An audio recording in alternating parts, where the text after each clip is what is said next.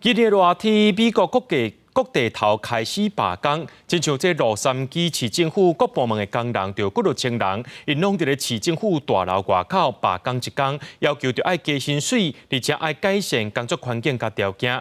另外，因为劳资纠纷一直无法度达成协议的好莱坞编剧甲演员工会，到今也是罢工第100天咯。 今日最后也是9月13日，洛杉矶市府职员组织伫市府大楼附近的街路抗议市府伫讨论新的约聘制度的时阵，调工化巴拉克，和数百名员工决定罢工24点钟，表达不满。We haven't got cost of living back. Everything's going up, housing going up. Nobody can afford to.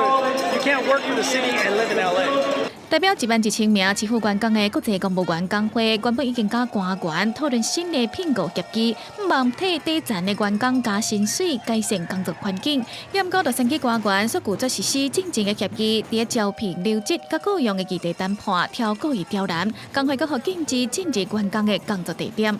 They broke their promise. We filed an unfair labor practice. They brought people to the table that didn't even have the authority to bargain. 这24点钟的罢工，嘛，互城市内底55个游泳池部分关闭，请运本数拖一天。工会希望这个月14会当甲洛杉矶市会代表重新登去谈判台，要求市府严肃面对问题。对了，洛杉矶市府员工，美国阁有真济工会伫这个夏季发起罢工。 将近30名星巴克的员工伫6月下旬不满公司限制交5月装饰发起罢工。7月时，美国洛杉矶甲橘郡这所在60多间饭店，嘛因为要求加薪水甲员工的福利，发动数千名员工罢工。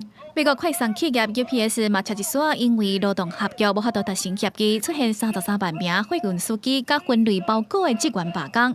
康奈尔大学的研究显示，今年参加罢工的人数已经比2022年规档搁较济。另外，因为劳资纠纷无法度达成协议的好莱坞编剧甲演员工会，到这个月初9嘛罢工满100天。How they plead poverty, that they're losing money left and right when giving hundreds of millions of dollars to their CEOs.